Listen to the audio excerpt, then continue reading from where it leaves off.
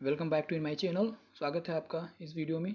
आज हम देखेंगे यूपी बोर्ड क्लास 10th के साइंस के कुछ इंपॉर्टेंट क्वेश्चन। अगर स्टूडेंट इस इंपॉर्टेंट क्वेश्चन को ही पढ़कर जाएंगे तो 70 में 50 मार्क्स एबव आएंगे। किरण आरेख का उपयोग करके अवतल दर्पण द्वारा बने प्रतिबिंब की स्थिति एवं प्रकृति लिखिए। इसमें पहला पूछा गया है कि वक्रता केंद्र और फोकस के बीच, दूसरा पूछा गया है कि ध्रुव और फोकस के बीच। बहुत ज़्यादा इंपॉर्टेंट क्वेश्चन है, ये लिख कर ले लीजिए। जबकि दूसरा क्वेश्चन है 4 ओम प्रतिरोधक में प्रति सेकंड 100 जूल ऊष्मा उत्पन्न हो रही है, प्रतिरोधक के सिरों पर विभवांतर ज्ञात कीजिए। आप वीडियो के लास्ट तक बने रहिए, हम इसका सोल्यूशन भी आपको प्रोवाइड करेंगे। पहले क्वेश्चन देख लेते हैं, फिर उसके बाद में उसका सोल्यूशन करेंगे। तीसरा क्वेश्चन है जो कि सबसे ज़्यादा इंपॉर्टेंट है, 100% ये क्वेश्चन आएगा। विद्युत मोटर का नामांकित आरेख कीजिए, इसका सिद्धांत तथा कार्यविधि स्पष्ट कीजिए, इसमें ब्रुशों का क्या अर्थ है। यह क्वेश्चन सबसे ज़्यादा इंपॉर्टेंट है 2024 के एग्जाम की दृष्टि से। चौथा क्वेश्चन है निकट एवं दूर दृष्टि दोष क्या है तथा इसके निवारण लिखिए। इसमें पूछ सकता है आपसे कि निकट दृष्टि दोष क्या है या दूर दृष्टि दोष क्या है, इसमें से कोई एक पूछ सकता है। तो उसमें आपको उसका थोड़ा सा डिफिनीशन लिख देना है और उसका कारण और निवारण लिख देना, और एक कौन सा लेंस यूज करेंगे उसका आलेख बना दें तो नंबर सफिशिएंट हो जाएगा। फिफ्थ क्वेश्चन है कि 3 प्रतिरोध R1, R2, R3 परस्पर समांतर जुड़े हैं, इसके तुल्य प्रतिरोध के लिए व्यंजन प्राप्त कीजिए। एक डेरिवेशन है जो कि समांतर जुड़े हुए प्रतिरोध में करना है। इसका सोल्यूशन हम आगे वीडियो में देंगे, वीडियो के लास्ट तक बने रहें। जो कि फिजिक्स का लास्ट क्वेश्चन है, निम्नलिखित पर टिप्पणी कीजिए। पहला है फ्लेमिंग के बाएं हाथ का नियम। 100 में 200% ये क्वेश्चन आएगा, फ्लेमिंग के बाएं हाथ का नियम। और उसी में पूछ सकता है कि ओम का नियम, या अलग से पूछ सकता है ओम का नियम। प्रिज्म द्वारा प्रकाश का अपवर्तन। तो केवल 6 क्वेश्चन आपको फिजिक्स में बताया गया है, जिसमें से 6 क्वेश्चन अगर ही पढ़कर जाएंगे आप तो आपका फिजिक्स बहुत ही अच्छा हो जाएगा। इसका सलूशन भी हम आगे वीडियो में पाएंगे। जो कि अब हम देख लेते हैं केमिस्ट्री का कुछ इंपॉर्टेंट क्वेश्चन। केमिस्ट्री में पहला क्वेश्चन है कि निम्नलिखित यौगिकों के रासायनिक सूत्र लिखिए। जैसे मिथेनॉल, प्रोपाइन, पेंटेनॉन 3, ब्यूटेनॉन 2। इसका रासायनिक सूत्र क्या है, यानी केमिकल फार्मूला क्या है इसका, इसको भी लिखना है, जो कि आगे वीडियो में हम बताएंगे। सेकंड क्वेश्चन इसमें निम्नलिखित अभिक्रिया में प्रत्येक के संतुलित रासायनिक अभिक्रिया बनाइए। यानी कि जैसे लिखा है sodium sulphate plus barium chloride. तो सोडियम सल्फेट और बेरियम क्लोराइड जब कंबाइन करेंगे तो बेरियम सल्फेट बनेगा, और इसके साथ क्या बनेगा, कौन सा प्रोडक्ट बनेगा, इसको आपको लिखना है। इसको भी वीडियो के आगे हम समझाएंगे। तीसरा क्वेश्चन है निम्नलिखित को बनाने की विधि तथा उपयोग लिखिए। जिसमें सिलेबस में आपको दिया गया है कि बनाने की विधि और उपयोग, तो आपको इसे यही लिख देना है। जैसे caustic soda, plaster of Paris, धावन सोडा, विरंजक चूर्ण, एल्कोहल या कीटोन। इनमें से कोई 2 क्वेश्चन आ सकते हैं, जो कि बहुत ज़्यादा इंपॉर्टेंट, 100% इंपॉर्टेंट है ये क्वेश्चन। इसी कास्टिक सोडा क्या है, इसका आपको फार्मूला लिख देना है, इसका मोलिकुलर वेट लिख देना है, और इसको कैसे बनाते हैं, हाउ टू प्रिपेयर, नहीं बनाने की विधि लिख देना है। फिर इसका अगर याद है तो गुड़ लिख दीजिए यानी प्रॉपर्टी, और फिर इसका यूज लिख दीजिए, सफिशिएंट हो जाएगा इतना। नेक्स्ट क्वेश्चन है मेंडलीव की आवर्त सारणी क्या है तथा उपयोग लिखिए। यानी मेंडलीव की आवर्त सारणी को आपको इंट्रोडक्शन देना है और उसकी कोई 2 यूज लिख दीजिए। यह क्वेश्चन भी आता है। जो कि सबसे ज़्यादा इंपॉर्टेंट क्वेश्चन है कि निम्नलिखित का IUPAC नाम लिखिए। IUPAC नाम जो कि 2023 के क्वेश्चन में पूछा गया था, जो आपके स्क्रीन पर दिख रहे हैं ये क्वेश्चन। इसका IUPAC नाम क्या होता है। नेक्स्ट क्वेश्चन है कि निम्नलिखित को पूर्ण कीजिए। जैसे H3COH प्लस NaOH तो क्या बनेगा, C2H5OH प्लस Na तो क्या बनेगा। तो जैसे कि C2H5OH प्लस Na, तो यानी कि एथिल एल्कोहल यानी एथेनॉल को सोडियम के साथ जब कंबाइन करेंगे तो क्या बनेगा, इसको आपको दिखाना है। नेक्स्ट क्वेश्चन है निम्नलिखित पर टिप्पणी कीजिए। प्रतिस्थापन अभिक्रिया, सजातीय श्रेणी, दहन अभिक्रिया, स्टीरीकरण, संक्षारण विधियां। जो कि पहला क्वेश्चन हो सकता है, 2023 में ये क्वेश्चन आया था कि ऑक्सी एवं अनॉक्सी श्वसन में कोई दो अंतर लिखिए। ऑक्सी और अनॉक्सी श्वसन में कोई दो अंतर लिखना है। एक अंतर और पूछ सकता है कि लसिका एवं रुधिर में कोई दो अंतर लिखिए। बहुत ज़्यादा इंपॉर्टेंट क्वेश्चन, लसिका और रुधिर में क्या अंतर है ये लिखना है। नेक्स्ट है कायिक जनन किसे कहते हैं। कायिक जनन किसे कहते हैं, ये भी इंपॉर्टेंट क्वेश्चन है। सबसे ज़्यादा इंपॉर्टेंट क्वेश्चन लिख कर ले लीजिए। हृदय का सचित्र वर्णन कीजिए एवं इसके कार्य भी लिखिए। आपको डायग्राम सीख कर जाना है कि हार्ट का और उसके फंक्शन, उसके स्ट्रक्चर दोनों को वहाँ पर डिस्क्राइब कर देना है। ये लॉन्ग आंसर में आएगा। फिफ्थ क्वेश्चन है पादप एंजाइम का क्या अर्थ है। पादप एंजाइम का क्या अर्थ है, ये भी इंपॉर्टेंट क्वेश्चन है। निम्नलिखित पर टिप्पणी कीजिए। डार्विनवाद, लेमार्कवाद, मेंडल का सिद्धांत, परिवार नियोजन, लिंग निर्धारण, उत्सर्जन तंत्र, श्वसन तंत्र। ये बहुत ही ज़्यादा इंपॉर्टेंट क्वेश्चन है। अगर इतना ही आप पढ़कर जाएंगे तो आपका पेपर बहुत ही अच्छा होगा। चलिए अब देखते हैं इसका सोल्यूशन क्या है। केमिस्ट्री के कुछ क्वेश्चन को सॉल्व करते हैं। फर्स्ट क्वेश्चन दिया गया था कि निम्नलिखित यौगिकों के रासायनिक सूत्र लिखिए, यानी write the chemical formula of the given compound. Methane CH3, ol यानी अल्कोहल OH। मेथनॉल का फार्मूला होता है CH3OH। नेक्स्ट है प्रोपाइन, हमें पता है propane, meth eth prop. Prop में कितना कार्बन होता है, 3 कार्बन, 3 कार्बन ले लिया। प्रोपाइन, आइन का मतलब होता है कि यहाँ पर ट्रिपल बॉन्ड है, ट्रिपल बॉन्ड कर दिया प्रोपाइन। अब हम हाइड्रोजन यहाँ पर बैलेंस करेंगे।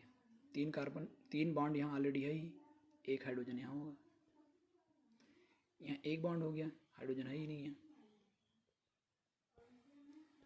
यहाँ आपका 3 हाइड्रोजन, एक बॉन्ड, 4 कार्बन कंप्लीट हो गया। ये हो गया प्रोपाइन का स्ट्रक्चर। अगर इसको लिखें तो कितना कार्बन है, 1 2 3, C3, हाइड्रोजन कितना है 4। ये होता है प्रोपाइन का फार्मूला। नेक्स्ट है पेंटेनोन, थर्ड।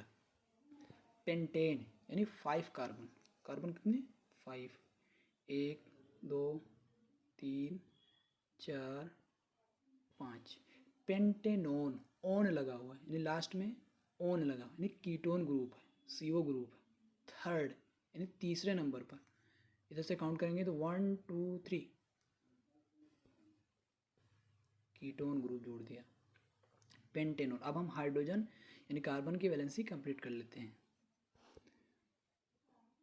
एक एक बॉन्ड सब जगह आ गया।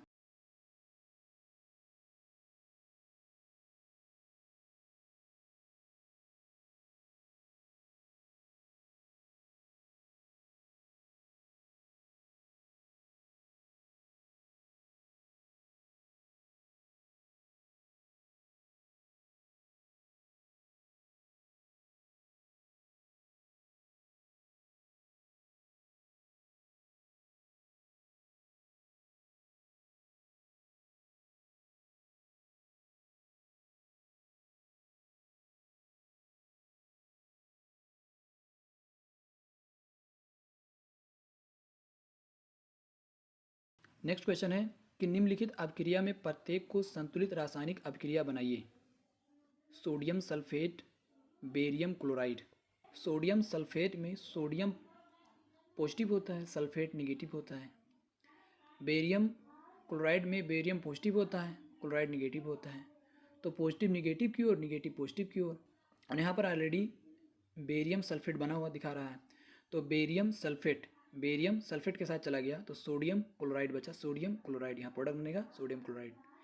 नेक्स्ट है जिंक सल्फ्यूरिक अम्ल। जिंक यानी Zn, सल्फ्यूरिक अम्ल यानी H2SO4। जिंक यानी Zn प्लस H2SO4 जब कंबाइन करेगा तो ZnSO4 बन गया, तो बचा क्या, H2SO4 से SO4 Zn के साथ चला गया तो H2 बचा, यानी यहाँ पर प्रोडक्ट क्या में आएगा, हाइड्रोजन यानी H2। नेक्स्ट है कापर सल्फेट, यानी आयरन और कापर सल्फेट। कापर अलग हो गया तो आयरन सल्फेट बन जाएगा, यहाँ पर प्रोडक्ट होगा iron sulphate. Calcium carbonate, calcium carbonate को जब हम लोग ऊष्मा देंगे यानी हीट करेंगे, गर्म करेंगे, तो कैल्शियम ऑक्साइड बनेगा। कैसे बनेगा? कैल्शियम कार्बोनेट का फार्मूला होता है CaCO3। जब इसको हीट करेंगे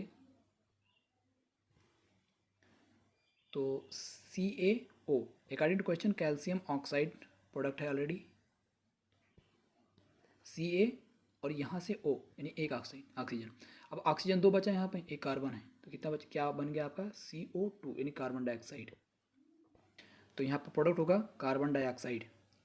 फिफ्थ है zinc plus silver nitrate. Zinc plus silver nitrate जब कंबाइन करेंगे तो जिंक नाइट्रेट बनेगा। जिंक पॉजिटिव चार्ज है, सिल्वर पॉजिटिव चार्ज है, नाइट्रेट निगेटिव चार्ज है, पॉजिटिव निगेटिव के साथ गया तो जिंक नाइट्रेट बना। Ag यानी सिल्वर यहाँ अकेला बचा तो यहाँ पर सिल्वर प्रोडक्ट होगा। फिजिक्स का पहला क्वेश्चन था कि किरण आरेख का उपयोग करके अवतल दर्पण द्वारा बने प्रतिबिंब की स्थिति एवं प्रकृति लिखिए। इसमें पहला क्वेश्चन पूछा गया था वक्रता केंद्र और फोकस के बीच, उसी में खा पूछा था कि ध्रुव और फोकस के बीच। तो ये है आपका आंसर। ये होता है कुछ इस प्रकार के आरेख बनाए जाते हैं जब वस्तु अनंत दूरी पर स्थित हो, तो ऐसे कुछ होते हैं।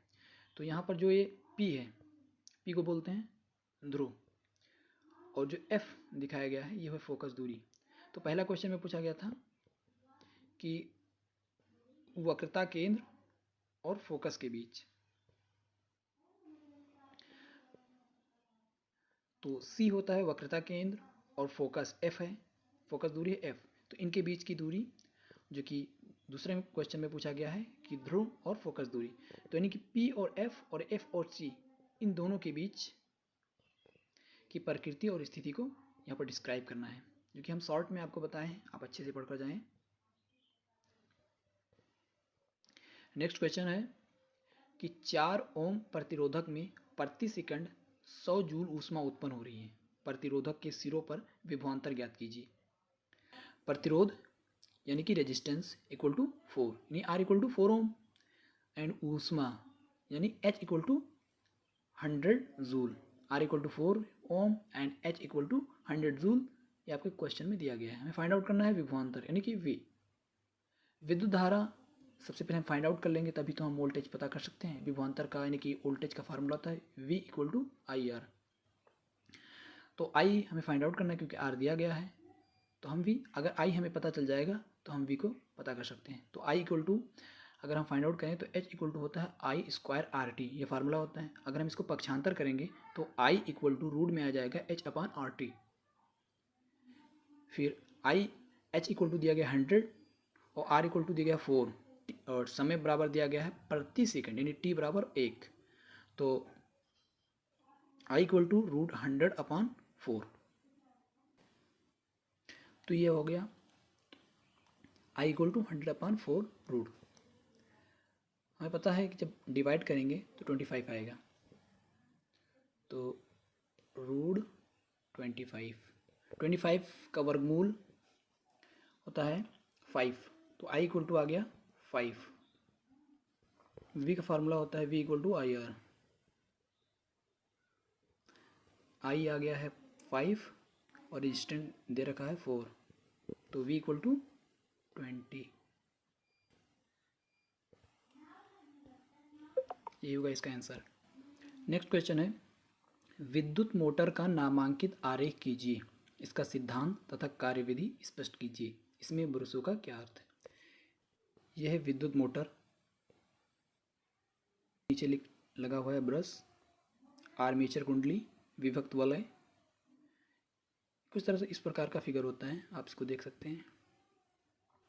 सिद्धांत, सबसे पहले आपको विद्युत मोटर का डेफिनेशन लिखना है। विद्युत मोटर एक ऐसा साधन है जो विद्युत ऊर्जा की यांत्रिक ऊर्जा में बदलता है।